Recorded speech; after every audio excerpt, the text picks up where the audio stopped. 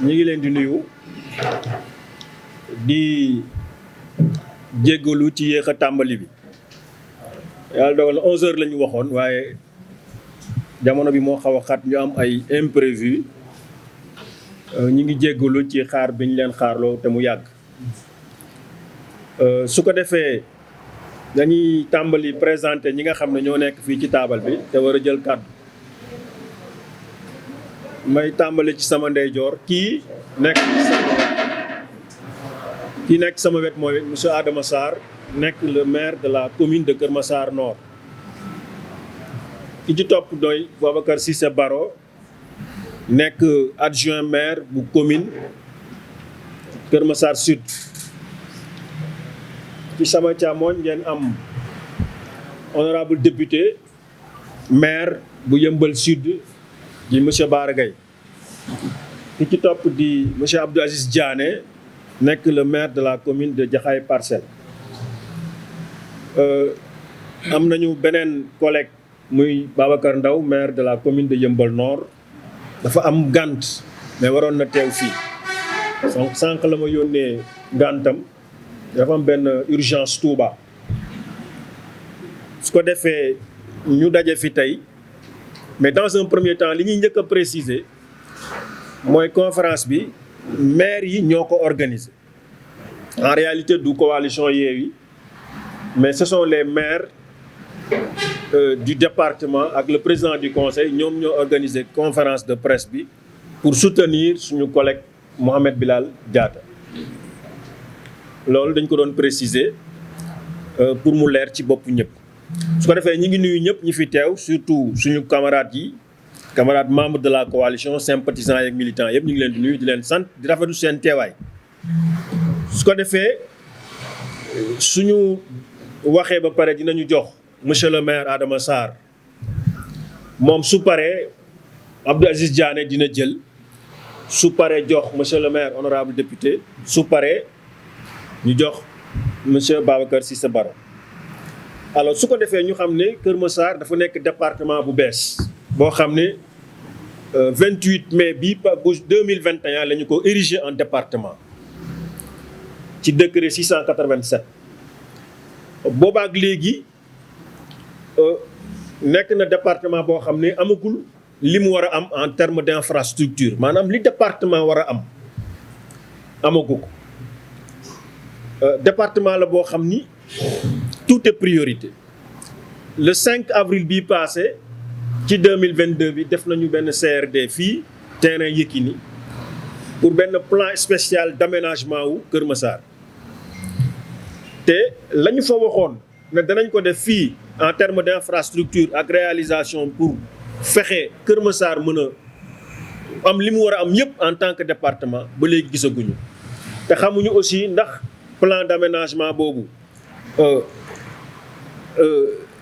signé nañ ko wala mais liñ ñuy wax daal mooy mi ngi ci taabalu président te bu ñu sañoon aussi lépp la ñu fa tënk te muy ay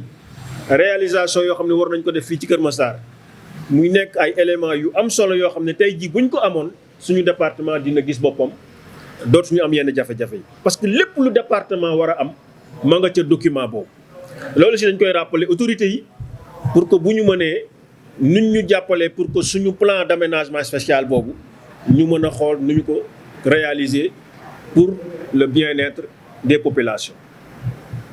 alors département la boo xam ni li mu soxla bari na voilà un département qui n'a pas d'hôpital hôpital amu fi niveau 1 du niveau 2 yi fi nekk ay centre de santé la loolu aussi étant notre premier partenaire dañuy interpeller état bi pour que mu jéem a fexe nu ñu réaliser loolu pour am fii lu mu bon benn hôpital stade amuñu ko suñu jeunes yi bu ñu waree def seen yenn rendez-vous yi lu mel ni yenn final dañuy obligé dem Pikine wala Guédiawaye wala Mbao am na nag circulaire bu génn fan yi ñu war a defar 46 départements boole nañ ci Kër Massar yaakaar nañ ne loolu dinañ ko réaliser mais daal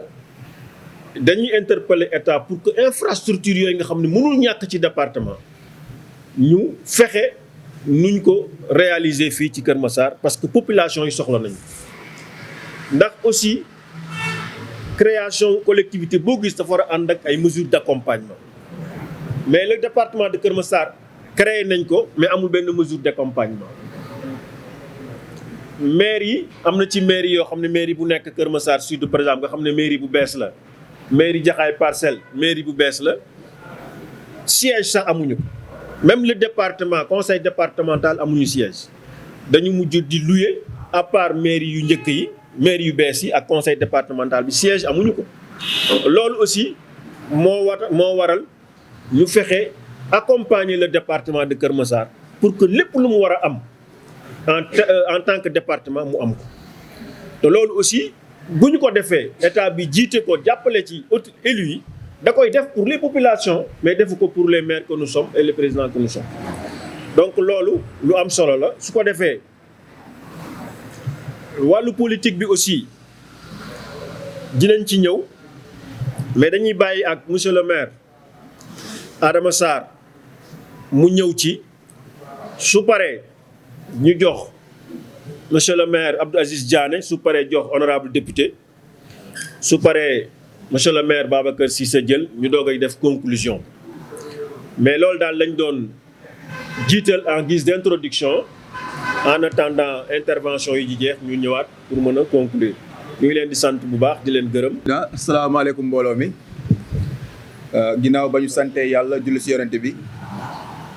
dañuy nuyu journalistes yi nga xamante ne ñoo fi teew ak les militants et sympathisants di nuyu également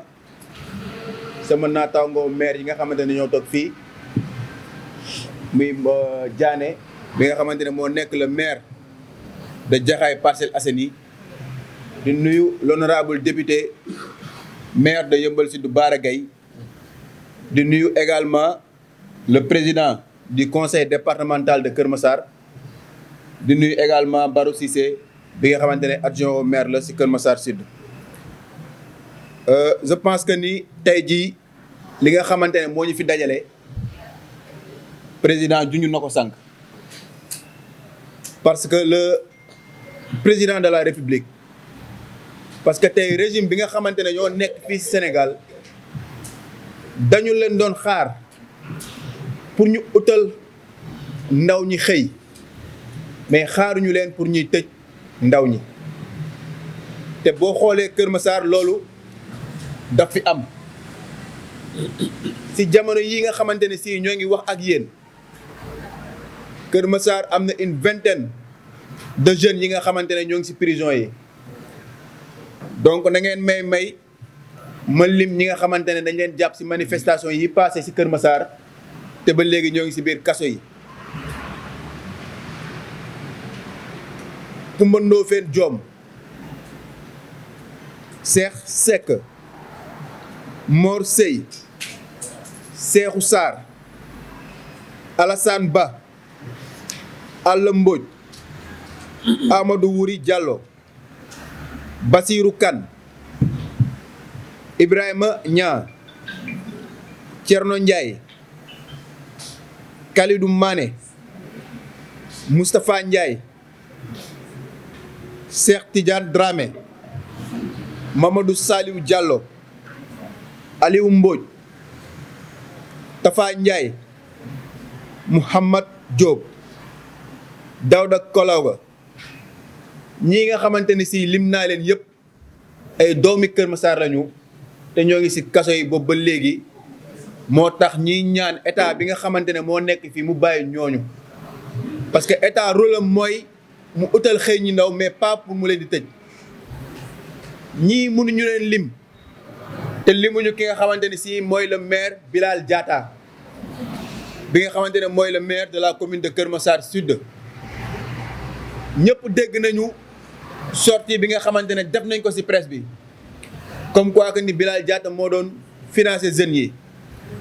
loolu dañ ciy indi leeral rek di wax ni manifestation yi ba muy am le maire Bilal Diatta n'était même pas au Sénégal nekkul woon Sénégal moo ngi woon États-Unis ba manifestation ci di am mun naa ne def na 15 jours une quinzaine de jours en tout cas aux États-Unis balaa manifestation yi di commencer te manifestation yi fekk ko fi kon kooku jàpp bi nga xamante ne si dañ kaa jàpp dañuy jàpp ne rek jàpp politique la ñuy woo état di woo régime bi nga xamante ni moo fi nekk mu revenir à la raison. Président de la République si 4 avril bii passé dafa wax ni dafay woote au dialogue. Je pense booy woote dialogue nag ñi nga xamante ne nag leen jàpp te fi ñu leen jàpp amul lenn li nga xamante ne si mun na ko prouver nga bàyyi la ñu dellu seen njaboot. Le maire Bilal Diatta bi nga xamante ne dañ kaa téye waa Kër Massar Sud ñoo xool ba mu doy leen ñu fal ko def ko maire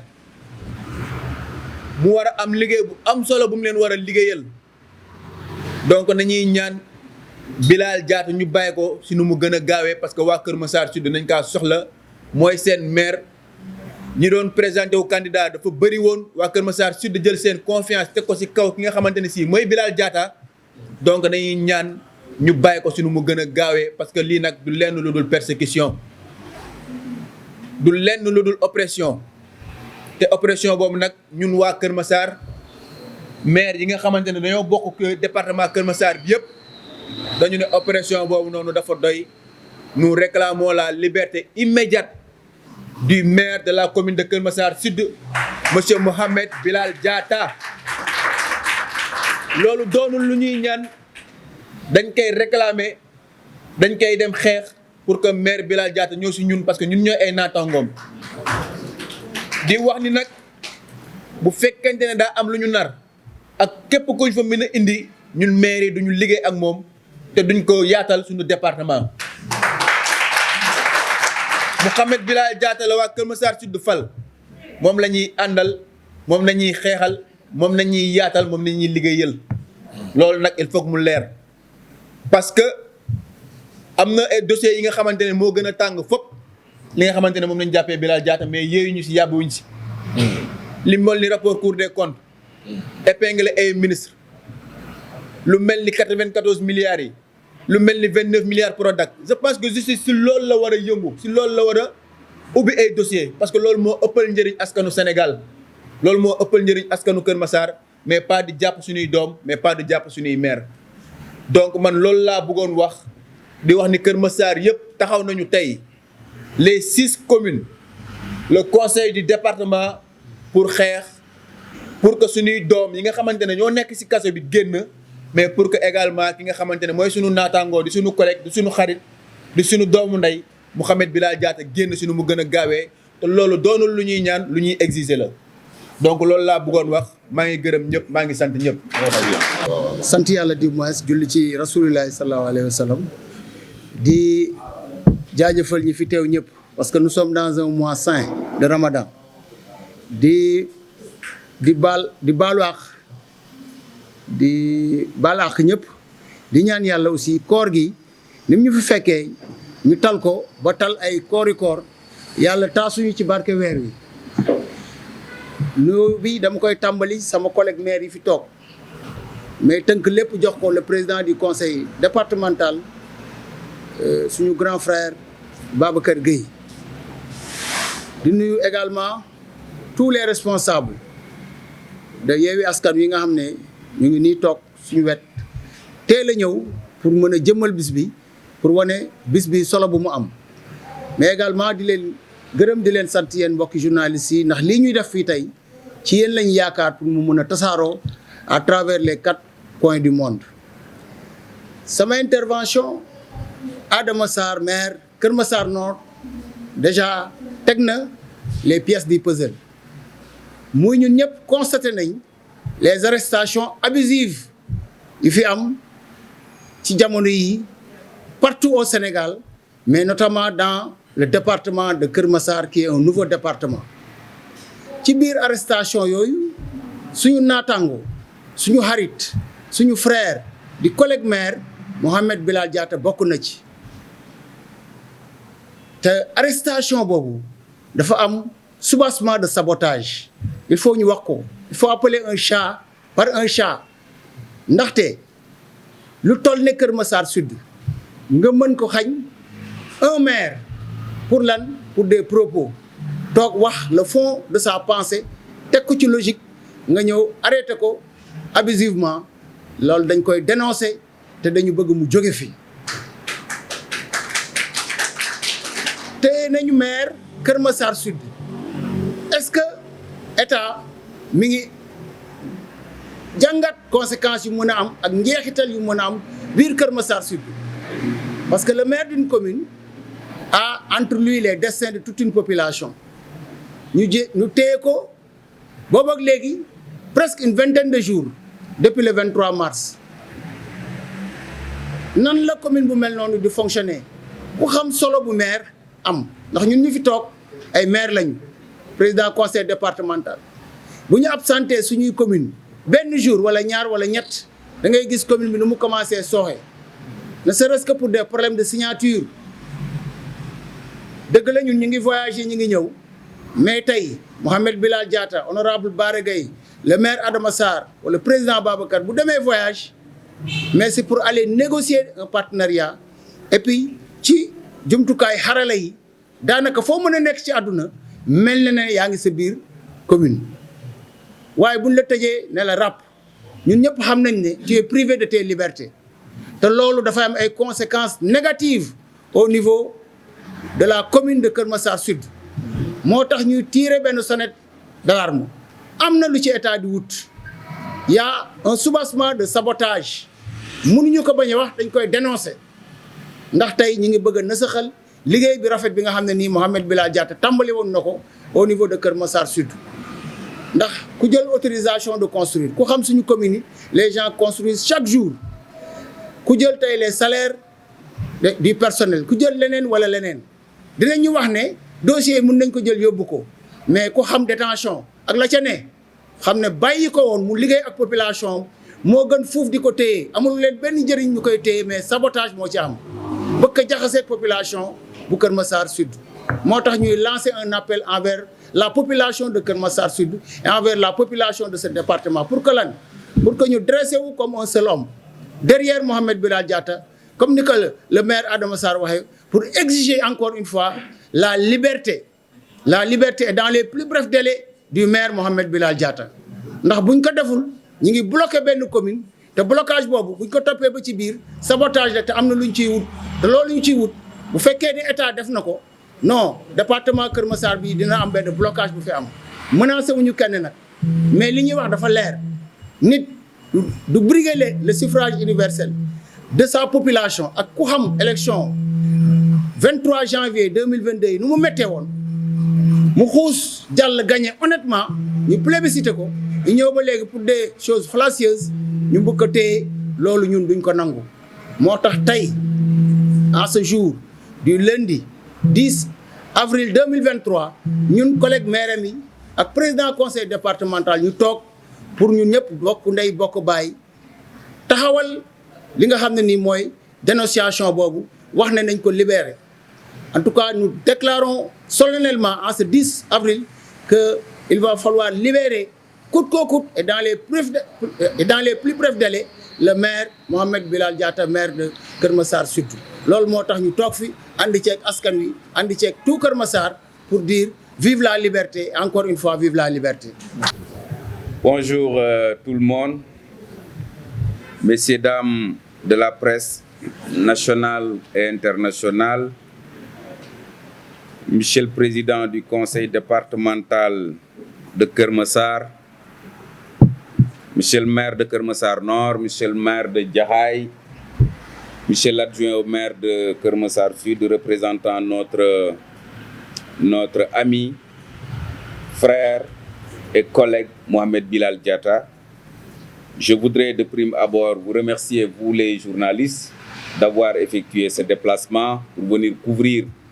notre manifestation qui, somme toute, pouvait être organisée par la coalition Yewwi Askan Wi, mais est organisée par les 5 maires Yewwi du département de Kër Massar, plus le président du conseil départemental. Pourquoi nous avons tenu à faire cette précision? Parce que celui qui a été arrêté est un collègue maire. Et moi qui vous parle, je suis à mon 2e mandat de maire. J'ai été élu pour la première fois en 2014 et réélu en 2022. Mais la manière dont j'ai été élu en 2014 est diamétralement opposée de celle de 2022. Pourquoi? Parce qu'entre-temps, il y a eu une réforme de 2021. Aujourd'hui, le maire est élu exactement comme le président de la République est élu au Sénégal, c'est-à-dire au suffrage universel direct. Avant, ce sont les conseillers municipaux qui se réunissaient pour désigner un parmi eux comme étant le maire et les adjoints. Aujourd'hui, c'est la population qui se lève pour dire que c'est Adama Sarr qui doit être notre maire. Ça l'a été lors des dernières élections locales. Toute la population de Keur Massar Sud a jeté son dévolu sur le maire Mohamed Bilal Diatta comme étant le maire légal et légitime de cette collectivité territoriale. On se lève un bon jour. Il y a eu des remous au Sénégal qui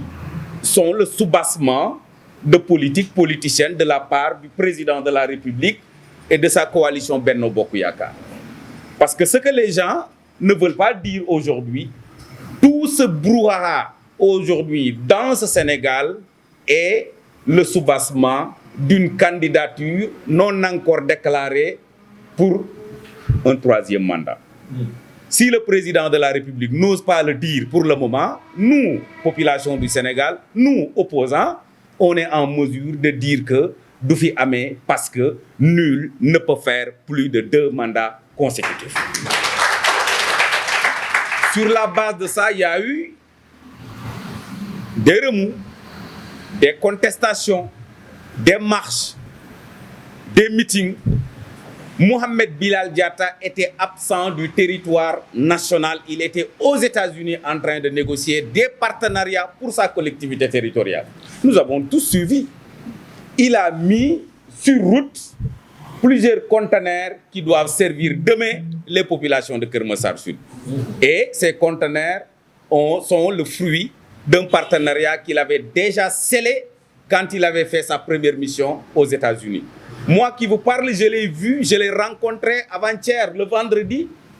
à la prison de Rebeuss. Il m'a donné un message en me disant qu'il voulait d'abord remercier ses collègues maires, remercier le conseil municipal de Keur Massar, remercier le président du conseil départemental, remercier les populations de Keur Massar d'une manière générale et particulièrement de Keur Massar Sud, mais qu'il déclare aujourd'hui que ad vitam aeternam, il maintient véritablement son ancrage dans le Yewwi Askan Wi et sa fidélité à son président Ousmane Sonko. C'est le message que Bilal m'a demandé quand même de transmettre aux populations de Keur Massar. J'ai vu un homme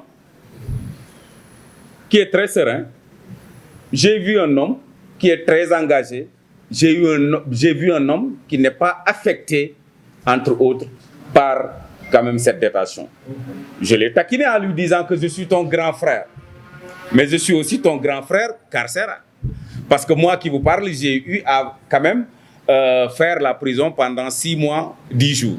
Alors, je lui ai donné des conseils, mais j'ai trouvé en Bilal Diatta quelqu'un de très engagé et qui est capable véritablement de continuer le combat qui est devant lui.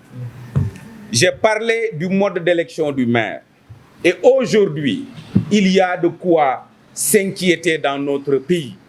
Si un maire qui a été élu exactement comme le président de la République l'a été, peut être alpagué, amené au niveau de la brigade de recherche de Keur Massar pendant 48 heures et on lui colle l'atteinte à la sûreté de l'État, offense au chef de l'État et envoyé directement à Rebeuss, il y a de quoi s'inquiéter dans ce pays. Il y a de quoi s'inquiéter dans ce pays. Raison pour laquelle nous qui sommes ses collègues maires, nous exigeons sa libération immédiate et sans condition. Nous interpellons aussi l'Association des maires du Sénégal. Nous interpellons aussi le regroupement des élus locaux du Sénégal, le réel, dont nous faisons partie. Il y a de quoi s'inquiéter. nous ne pouvons pas être plus de 600 maires et voir notre collègue maire alpagué de la sorte et quand même observer quand même ce mutisme. L'AMS doit réagir. Le réel doit réagir pour la libération immédiate et sans condition de notre ami et frère collègue maire Mohamed Bilal Diatta. Nous voudrions aussi rassurer tout le monde, la population de Keur Massar comme celle de Keur Massar Sud, qu'il n'y a pas lieu de fouetter un chat dans ce dossier. C'est des interpellations politiques et nous faisons face politiquement pour libérer notre ami et frère Mohamed Bilal Diatta. Il y a des gens qui sont en train véritablement d'épiloguer en disant, en pensant même à une délégation spéciale. C'est peine perdue. C'est peine perdue. C'est peine perdue. Il n'y aura pas de délégation spéciale ici. Nous, les collègues maires de Bilal Diatta, nous sommes en phase avec le conseil municipal de Keur Massar Sud. Et il n'y a pas de retard. Même jusque dans les salaires, il n'y a pas de retard. Il n'y a pas de dysfonctionnement dans cette collectivité territoriale. Les choses marchent comme si le maire était exactement à sa place. Donc, il n'y a pas lieu de penser une seule seconde à une délégation spéciale. Et le moment venu, le cas échéant, nous ferons face pour empêcher véritablement à Macky Sall et son régime de faire en sorte que Mohamed puisse perdre son mandat. Il ne perdra pas son mandat, d'autant qu'il est un détenu de droit commun qui a la possibilité, comme il le fait aujourd'hui même, de recevoir son secrétaire municipal pour gérer les affaires courantes en attendant que ce dernier puisse venir donner les orientations acquis de droit à la collectivité territoriale pour que les choses puissent marcher. Donc c'est en ces termes que nous voulions véritablement rassurer les populations de Keur Massar, rassurer les collègues maires et rassurer toute la coalition Yewwi Askan Wi au niveau du département pour leur dire que, Inch'Allah, nous ferons face pour que le droit soit dit, Inch'Allah. Je voudrais vous remercier et en ces termes quand même passer la parole à l'adjoint au maire de Mohamed Bilal Diatta pour quand même des mots de remerciement. Alors, moi j'ai gêné les autres. Salam alaikum wa Keur Massar. Salam alaikum chers amis de la presse. ñoo ngi nuyu mbooloo bi fi teew yëpp tàmbalee ko ci présidium bi ñi nga xamante ne ñoom lañ ko bokkal mu nekk le président du conseil départemental monsieur Babacar Gueye nekk monsieur le maire de Jaxaay monsieur Abdou Aziz Diané nekk monsieur le député maire de Yeumbeul Sud honorable Bara Gaye nekk monsieur le maire de Keur Massar Nord monsieur Adama Sarr. Comme niñ ko waxee ñu nekk adjoint au maire ci ki nga xamante ne nii moom mooy suñu collaborateur suñu xarit monsieur le maire Bilal Diatta ñu am taxawaay yu rafet yoo xam ne ñoom tey moom lañ fi taxawee ñu leen ciy sant bu baax di leen ci gërëm au nom de toute la population de Keur Massar Sud, au nom du conseil municipal de Keur Massar Sud, au nom de Bilal Diatta. Comme ni ko honorable waxee laata ñoo tàmbali point de presse bi ñu ngi déggante avec le secrétaire municipal de la commune muy yóbbante yi nga xamante ne ni mu ngi jógee ci maire di firndeel rek kàddu yi fi jib yëpp que ne la commune de Keur Massar Sud ne subit aucun blocage administratif. Barki démb lañ doon def suñu secours te toute la communauté chrétienne satisfaction 100% la ñu am ñu def ko ci anam yi nga xamante ne nii noonu la jaaruwee avec la collaboration bien sûr du maire. ñun nag population de Keur Massar Sud ci njàqare lañ nekk ci tiis lañ nekk donc bu ñu gisee les collègues de monsieur le maire Bilal Diatta ñëw def taxawaay bu mel nii ñun dañuy gën a gëm ne y a eu du changement à Keur Massar parce que lii amaana peut-être mu ngi fi soog a am monsieur le maire am na lu mu ci wax parce que bi ñu defee Keur Massar département ki nga xam ne mooy njiitu réew mi defoon na ci yaakaaram trop investir fi ay doomu milliards yoo xamante ne kenn mënul xam xayma ni mu toll terewul département bi ñëwaat ci loxo opposition bi tey ñun ñu jàpp ne sax loolu moom moo nekk conséquence su arrestation Bilal. Donc Macky Sall su fekkee ne dafa am lu ko métti Kër Massar jàpp nañ ne su amee kenn ku mu ko war a diglanteel askan bi la war a doon parce que askan bi ñoo ko joxul seeni baat ci Kër Massar askan bi ils ont choisi Modou Bara Gaye askan bi ils ont choisi président Babacar Gueye askan bi ils ont choisi monsieur Diané ils ont choisi Adama Sarr mais askanu Kër Massar Sud ils ont choisi Mohamed Bilal Diatta à Kër Massar Sud. Donc li Kër Massar Sud yelloo li Kër Massar Sud bëgg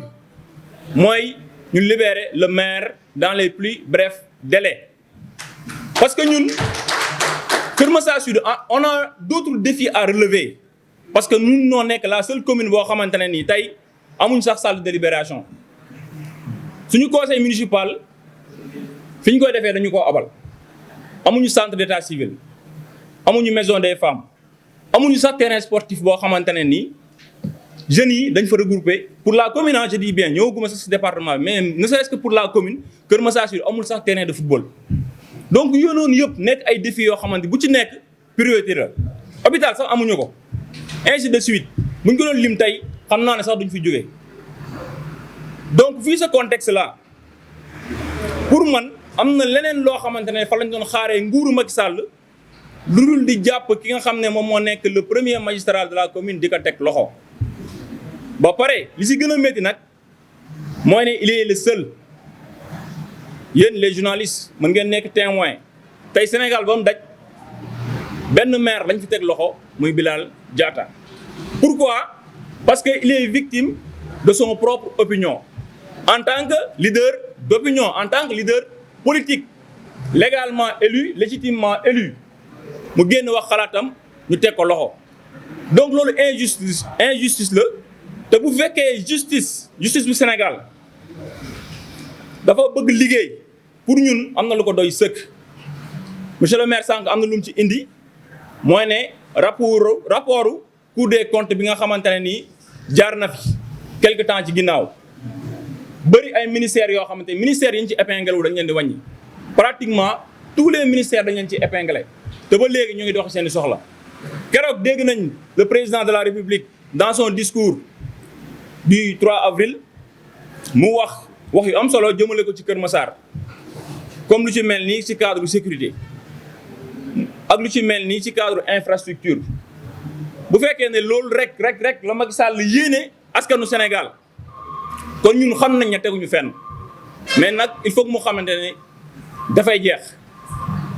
li mu bëgg Kër Massar amu ko ci local yi amu ko ci législative yi te ak neen nu mu mën a demee tamit du ko mës a am donc Kër Massar tey rawatina ñun notre commune li ñuy réclamer comme toujours comme ni ñu ko waxee woon bële passé mooy la libération immédiate et sans condition du maire Bilal Diatta parce que la commune de Kër Massar mënuñoo wéy ci lii tey am na ay actes yoo xam ne jot nañ ko def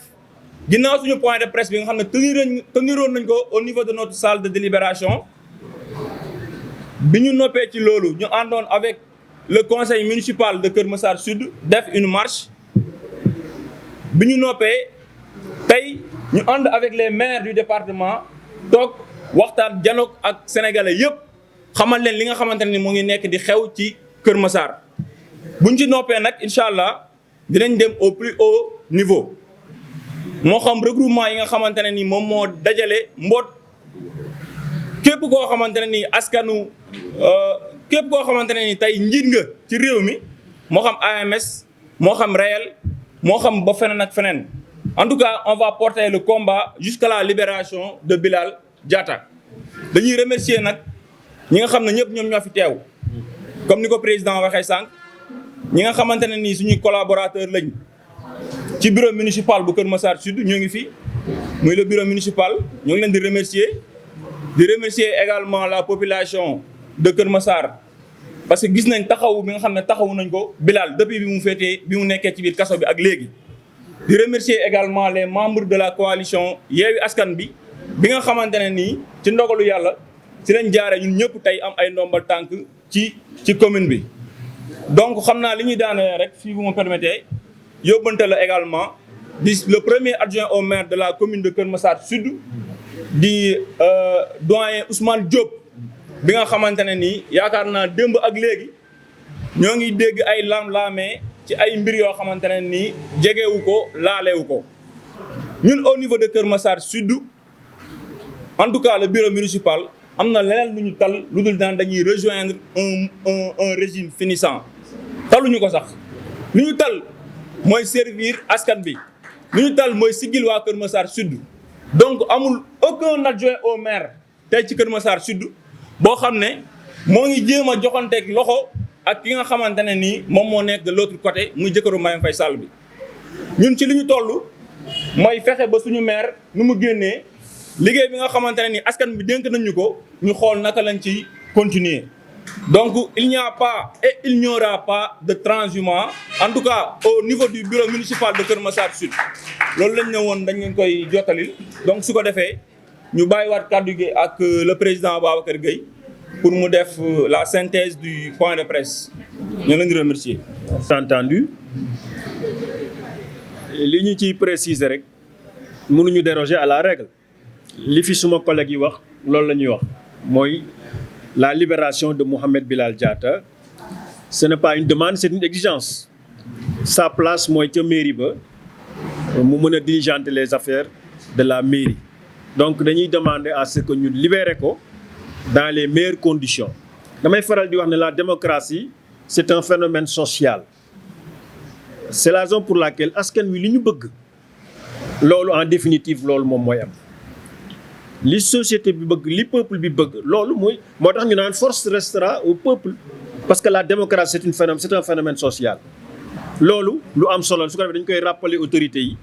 demander leen à ce que ñu libérer Mohamed Bilal Diatta donc li collègue yi wax mi suñu camarade honorable Bara ñeneen wax ko fi